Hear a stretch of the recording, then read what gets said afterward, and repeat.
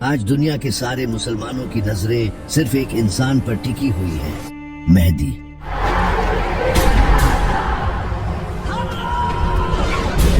ہر کوئی اس انتظار میں ہے کہ کب امام مہدی آئیں اور مسلمانوں کو لیڈ کریں تاکہ مسلمان پوری دنیا پر حکومت کر سکیں۔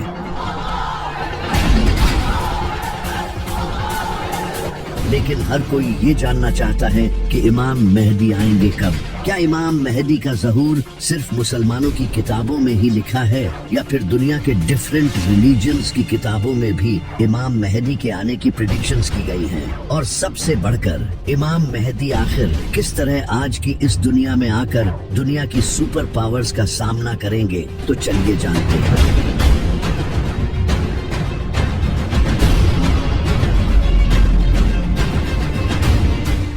یہ جو لفظ ہے مہدی، اس کا مطلب ہوتا ہے رہنمائی کرنے والا، یعنی کہ ایک ایسا انسان جو لوگوں کو ظلم سے نکال کر جیت دلائے۔ اور یہ کنسیپٹ نبی صلی اللہ علیہ وآلہ وسلم کے آنے سے پہلے کا دنیا میں ایگزسٹ کرتا تھا۔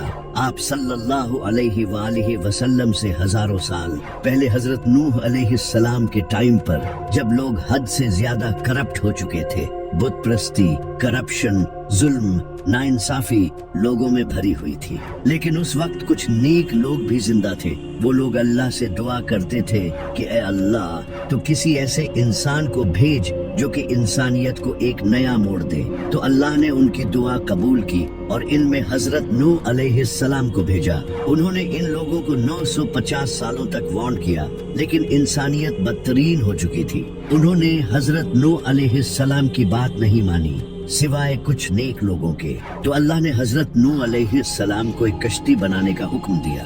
حضرت نوح علیہ السلام نے کشتی تیار کی اور ہر سپیسیز کے جانور کو اپنے ساتھ لے لیا، جس کے بعد ایک بڑا فلڈ آیا جس نے ان لوگوں کو ختم کر دیا۔ اور اس کے بعد حضرت نوح علیہ السلام نے اپنے فالوورز کے ساتھ ایک نئی شروعات کی۔ حضرت نوح علیہ السلام کے کئی صدیوں بعد پھر سے انسانیت بت پرستی میں پڑ گئی۔ اس وقت کی بکس میں بھی یہ لکھا تھا کہ ایک ایسا انسان آنے والا ہے جو کہ اللہ کا دوست ہوگا، جو کہ حضرت ابراہیم علیہ السلام تھے۔ پھر حضرت ابراہیم علیہ السلام نے بت پرستی کو چھوڑ کر توحید بیان کی اور لوگوں کو ہدایت دی۔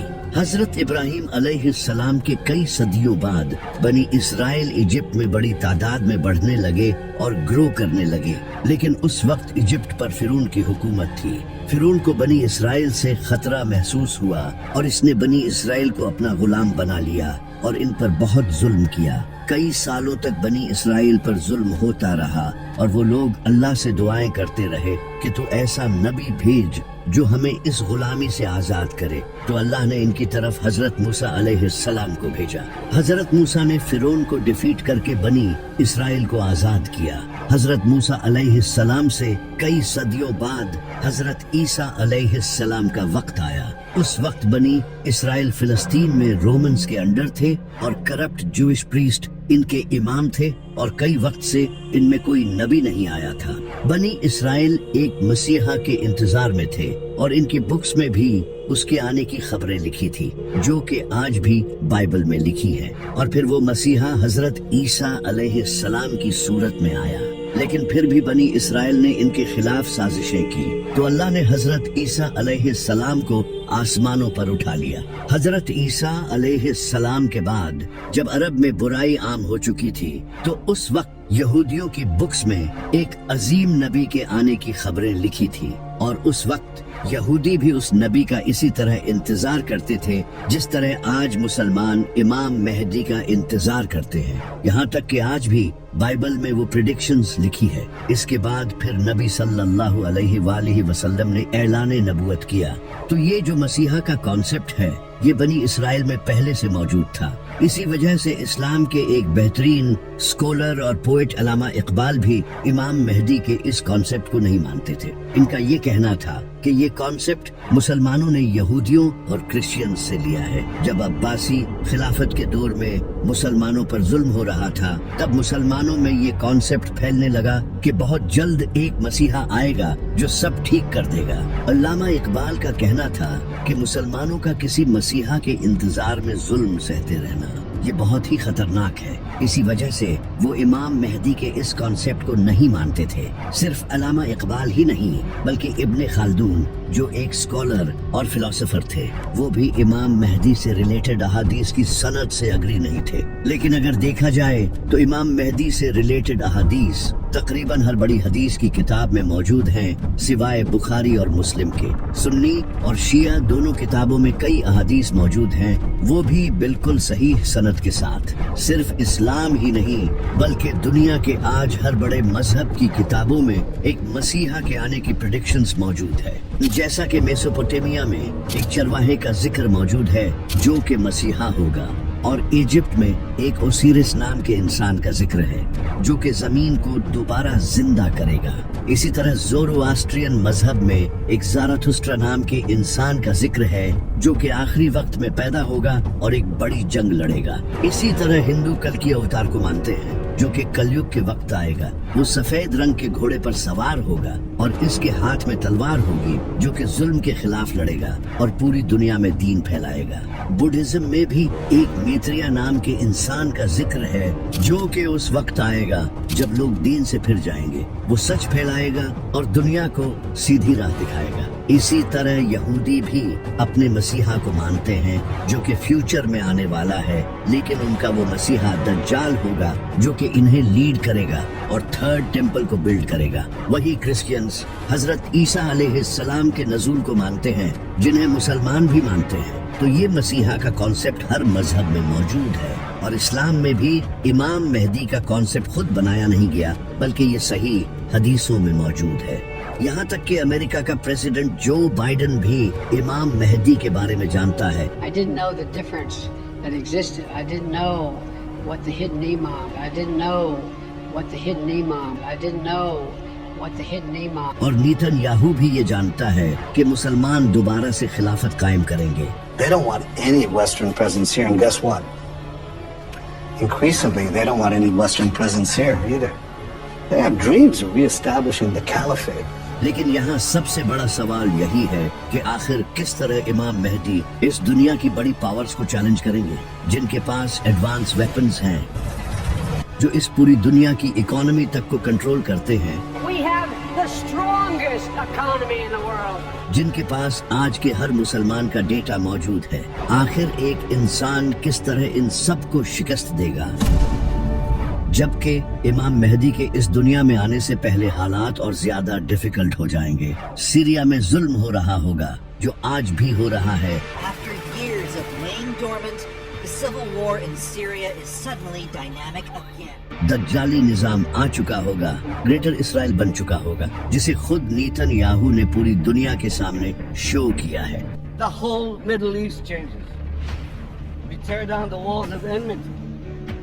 We bring the possibility of prosperity and peace to this entire region. اس وقت فلسطین کو تو صرف ہسٹری کی بکس میں ہی یاد کیا جائے گا, اور انڈیا میں بھی مسلمانوں پر بہت ظلم ہو رہا ہوگا. نبی صلی اللہ علیہ وآلہ وسلم نے فرمایا اس وقت دنیا کی قومیں تمہارے خلاف لڑنے کے لیے ایک دوسرے کو دعوت دیں گی, اور اس وقت مومن بہت کم ہوں گے اور زمین ظلم سے بھر چکی ہوگی. آپ صلی اللہ علیہ وآلہ وسلم کی حدیث ہے, آپ نے فرمایا تھا کہ جب عرب کے ایک بادشاہ کی موت ہوگی, یہ بادشاہ محمد بن سلمان ہو سکتا ہے. شہزادہ محمد بن سلمان نے امریکی ارکان کانگریس سے کہا ہے مجھے قتل کرنے کی کوشش کی جا سکتی ہے. بادشاہ کی موت کے بعد اگلے بادشاہ کے لیے کانفلکٹ ہوگا, تبھی ایک انسان کعبہ کے پاس آئے گا جہاں کچھ لوگ اس کی بیعت کریں گے, اور یہ 313 لوگ ہوں گے جو دنیا کے ڈیفرنٹ علاقوں سے سفر کر کے آئیں گے. جس طرح اسلام کی سب سے پہلی جنگ بدر میں بھی صرف 313 مسلمان تھے, جس کے بعد اسلام کا ایک نیا چیپٹر شروع ہوا. اسی طرح امام مہدی کے ساتھ بھی ان کے 313 خاص ساتھی ہوں گے جو نیک, انٹیلیجنٹ, اسٹرانگ اور پرہیزگار ہوں گے. اور کئی احادیث میں آتا ہے کہ وہ ایسے لوگ ہوں گے جنہیں دنیا میں کوئی نہیں جانتا ہوگا, لیکن اللہ کے نزدیک ان کا بڑا مقام ہوگا. اور ان میں سے ایک انسان کے پاس 40 انسانوں جتنا علم ہوگا, اور یہ صرف لیڈرز ہی نہیں ہوں گے بلکہ کمانڈرز, اسکالرز اور تھنکرز ہوں گے. جب یہ لوگ امام مہدی کے ہاتھ پر بیعت کریں گے تو तो इसके बाद वो इमाम मेहदी की एक फौज बनाने में मदद करेंगे। जब इमाम मेहदी का ज़हूर होगा तो इसके बाद वो मुसलमान जो मजलूम जिंदगी गुजार रहे होंगे वो इमाम मेहदी को सपोर्ट करने के लिए जाएंगे, जैसा कि Khorasan, Yemen, Iran, Afghanistan, Iraq और सीरिया, क्योंकि आज इन कंट्रीज की कंडीशन बहुत बुरी हो चुकी है, जिसकी वजह है ये America. Americans have never, ever, ever, ever let their country down. Never. सितंबर 2014 में अमेरिका ने सीरिया पर अटैक किया, जिसके बाद कई सालों तक सीरिया में जंग का माहौल रहा और आज सीरिया की हालत बदतरीन हो चुकी है। इसी तरह अमेरिका ने 2003 में इराक पर हमला किया और आज उसकी हालत भी खराब है। और इसी तरह अमेरिका ने कई सालों तक अफगानिस्तान के साथ भी जंग की और आज अफगानिस्तान की हालत आपके सामने है। वहाँ आज इतनी गुर्बत है। और अभी मार्च में अमेरिका ने यमन पर एयर स्ट्राइक्स की, जो कि अमेरिका का सबसे बड़ा मिलिट्री ऑपरेशन था। अब अमेरिका यमन के साथ भी यही करना चाहता है, क्योंकि यमन फलस्तीन के साथ खड़ा है और इसराइल के शिप्स पर अटैक करता है और पाकिस्तान को भी सीक्रेटली अमेरिका ही कंट्रोल करता है बिकॉज ऑफ पाकिस्तान मिलिट्री। लेकिन इन सब के अलावा ईरान ही एक ऐसा कंट्री है जो इस वक्त अमेरिका और इसराइल को टक्कर दे रहा है।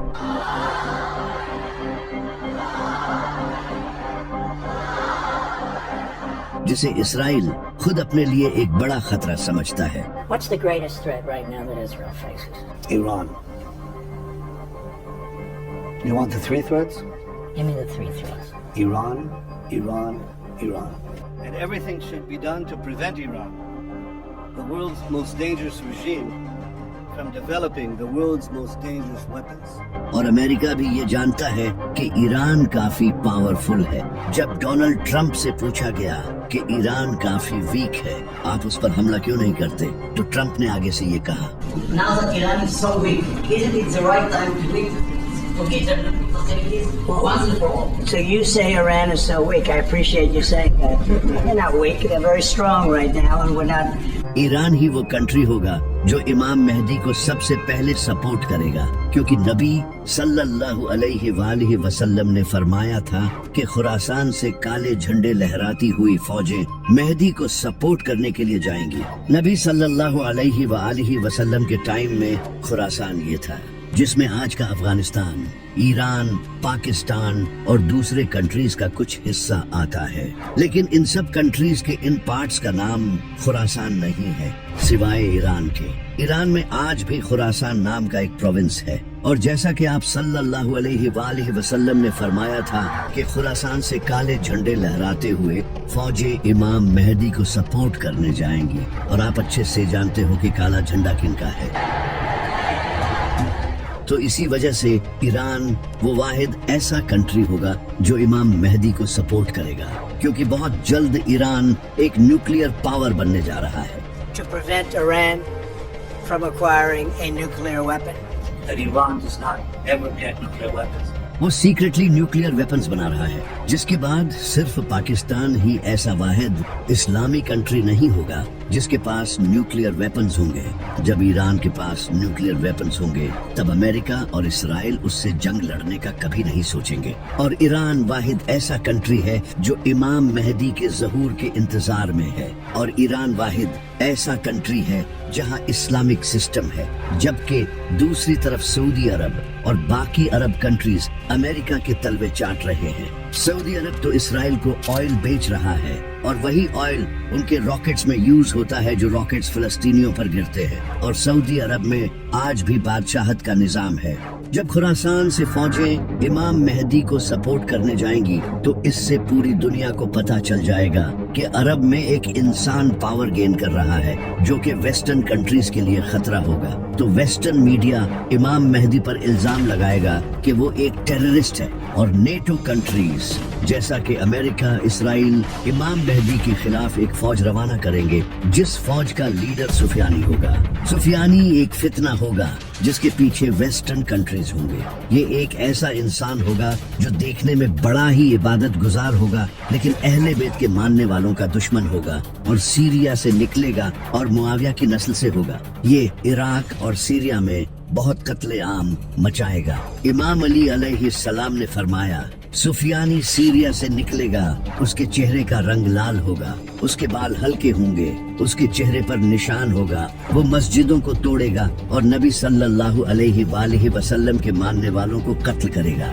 امام باقر علیہ السلام نے فرمایا سفیانی اسی سال نکلے گا جس سال امام مہدی کا ظہور ہوگا، اور امام جعفر صادق علیہ السلام نے فرمایا سفیانی کا آنا طے ہے، یہ امام مہدی سے 15 مہینے پہلے آئے گا۔ امام زین العابدین علیہ السلام نے فرمایا جب سفیانی نکلے گا تو لوگوں کے دل خوف سے بھر جائیں گے، پھر عراق اور سیریا میں کھلے عام خون بہے گا، وہ عورتوں اور بچوں کو قتل کرے گا۔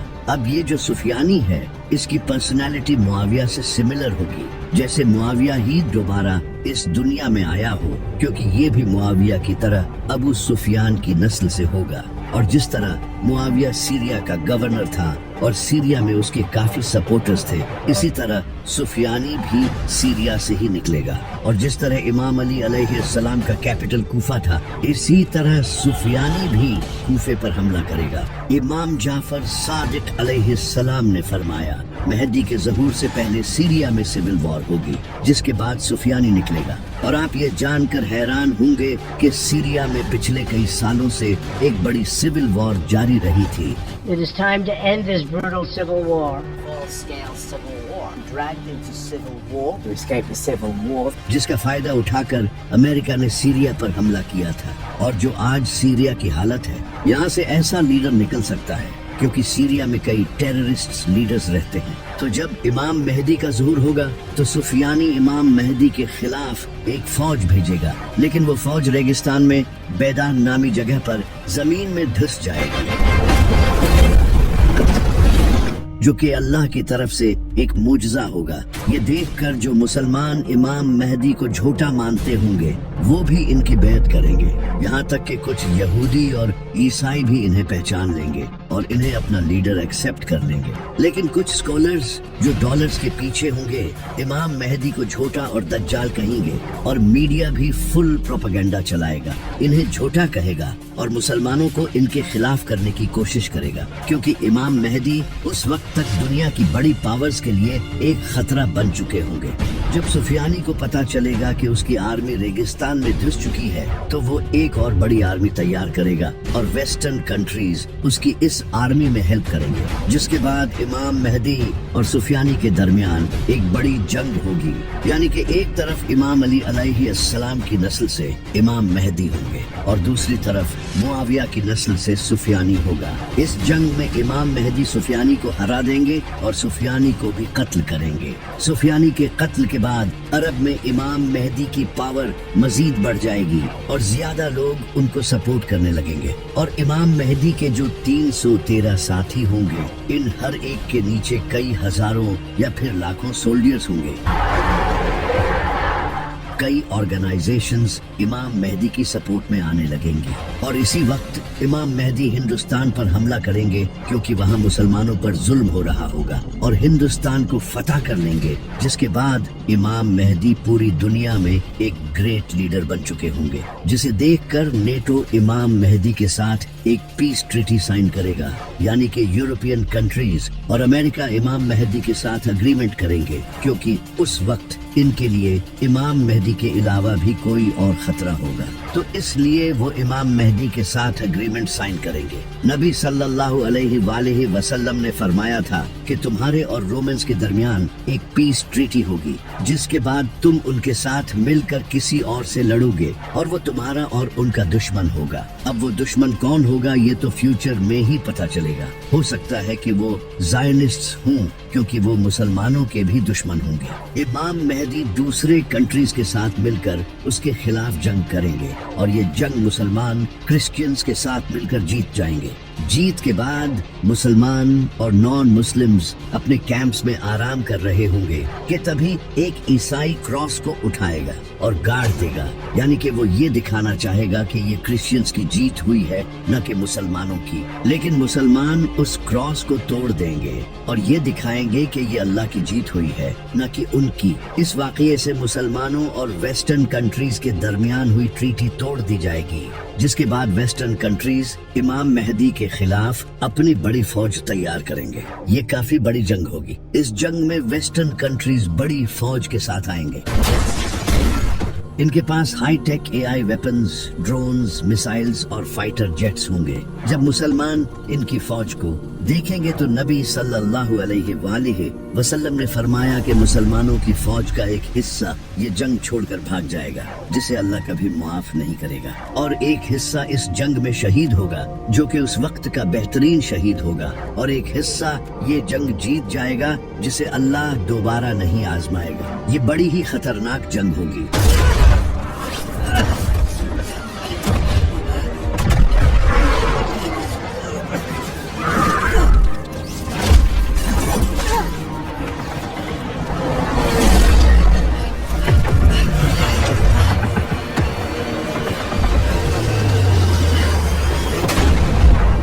जंग सीरिया के करीब या फिर टर्की के साउथ में लड़ी जाएगी, जहां आज से कुछ टाइम पहले सीरिया की जंग भी हो चुकी है। इस जंग को जीतने के बाद मुसलमान सीधा कॉन्स्टेंटिनोपल जाएंगे, जो कि आज टर्की का इस्तांबुल शहर है। यानी कि इमाम मेहदी से पहले इस्तांबुल मुसलमानों के हाथों से चला जाएगा, और ये इस्तांबुल सिटी मुसलमानों की हिस्ट्री का बहुत ही इम्पोर्टेंट शहर है। नबी सल्लल्लाहु अलैहि वसल्लम ने अपनी जिंदगी में फरमाया था कि तुम लोग कॉन्स्टेंटिनोपल को फतह करोगे, और इसे फतह करने वाला लीडर बड़ा ही कमाल होगा, और इसे फतह करने वाली फौज भी कमाल होगी। जिसके बाद 1453 में सुल्तान मोहम्मद फातिह ने कॉन्स्टेंटिनोपल को फतह किया, जिस पर हमने एक वीडियो भी बनाई थी। अब उलमा का कहना है कि ये प्रेडिक्शन सुल्तान मोहम्मद फातिह के वक्त पूरी हो चुकी है, लेकिन कुछ का कहना है कि नबी सल्लल्लाहु अलैहि वसल्लम ने ये इमाम मेहदी के टाइम पर जो कॉन्स्टेंटिनोपल फतह होगा उसके बारे में फरमाया था। जब इमाम मेहदी अपनी फौज लेकर कॉन्स्टेंटिनोपल की तरफ जाएंगे तो उस वक्त मुसलमानों की फौज ऊंची आवाज में अल्लाहु अकबर के नारे लगाते हुए जाएगी, और इनकी आवाज दूर दूर तक पहुंचेगी, जिसे देखकर दुश्मन डर जाएंगे और वो कॉन्स्टेंटिनोपल बगैर किसी जंग के मुसलमानों के हवाले कर देंगे। इस जंग को जीतने के बाद मुसलमान अभी इस जंग का सामान समेट ही रहे होंगे कि तभी उन्हें खबर मिलेगी कि दज्जाल आ चुका है। ये शैतान होगा जो कि मुसलमानों में फसाद डालने के लिए पुकारेगा और कहेगा कि दज्जाल ने तुम्हारे घरों पर कब्जा कर लिया है। मुसलमान ये सुनते ही डर जाएंगे। इमाम मेहदी अपनी फौज को लेकर वापस से सीरिया या फिर इराक जाएंगे ताकि इन लोगों को बचा सके, लेकिन जैसे ही वो वहां पहुंचेंगे दज्जाल सच में वहां आ चुका होगा, जिसके बाद हजरत ईसा अलैहिस्सलाम का ज़ुहूर होगा, जो कि हम अगली वीडियो में जानेंगे।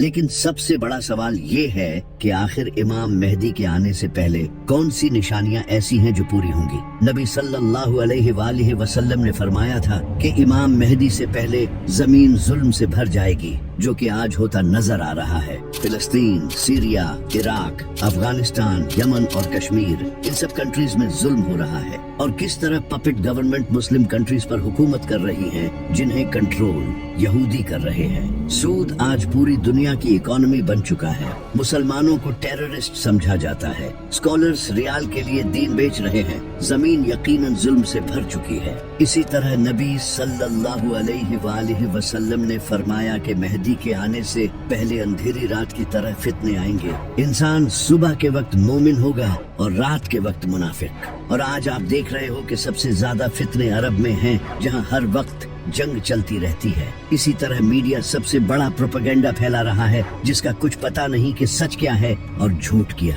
लेकिन कई प्रेडिक्शंस ऐसी भी हैं जो कि अभी पूरी नहीं हुई। जैसे कि नबी सल्लल्लाहु अलैहि वसल्लम ने फरमाया था कि इमाम मेहदी के आने से पहले यमन से एक इंसान निकलेगा। वो लोगों को सच और इमाम मेहदी की तरफ बुलाएगा। जब वो निकलेगा तो मुसलमानों के लिए हथियार बेचना अलाउड नहीं होगा, और ये सुफियानी के टाइम ही आएगा। इस वक्त अगर देखा जाए तो यमन में हुतीज का ग्रुप ऐसा है जो फिलिस्तीन के साथ खड़ा है, जो कि खुद को अहले बैत की नस्ल के कहते हैं। ये हुतीज इसराइल के शिप्स को डिस्ट्रॉय करते हैं जो यमन के पास से गुजरते हैं, तो हो सकता है कि वो इन्हीं में से कोई हो। इसी तरह नबी सल्लल्लाहु अलैहि वसल्लम ने फरमाया था कि ईस्ट से एक बड़ी आग निकले निकलेगी जो कि 3 रातों तक देखी जाएगी। लोग उसे देखकर खौफ का शिकार हो जाएंगे। अब ये आग एक न्यूक्लियर एक्सप्लोजन भी हो सकता है, जैसा कि ईरान जो कि अरब के ईस्ट में है वो सीक्रेटली न्यूक्लियर वेपन्स बना रहा है। तो हो सकता है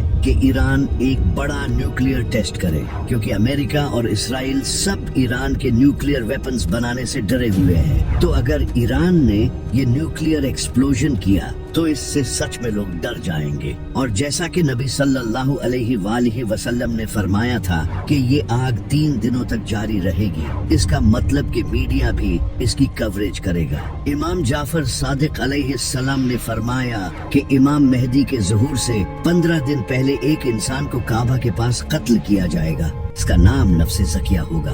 ये इंसान मोस्ट लाइकली एक इस्लामी एक्टिविस्ट होगा जो कि लोगों को सच बताने की कोशिश करेगा, लेकिन सऊदी हुकूमत शायद इसे कत्ल करवा देगी। तो ये कुछ ऐसी निशानियां हैं जो कि इमाम मेहदी के आने से पहले पूरी होंगी, लेकिन ये निशानियां भी बहुत जल्द पूरी होने वाली हैं, क्योंकि नबी सल्लल्लाहु अलैहि वसल्लम ने फरमाया था कि आखिरी वक्त में क़यामत की निशानियां इस तरह पूरी होंगी जिस तरह तस्बीह टूटने के बाद इसके दाने एक के बाद एक गिरते चले जाते हैं।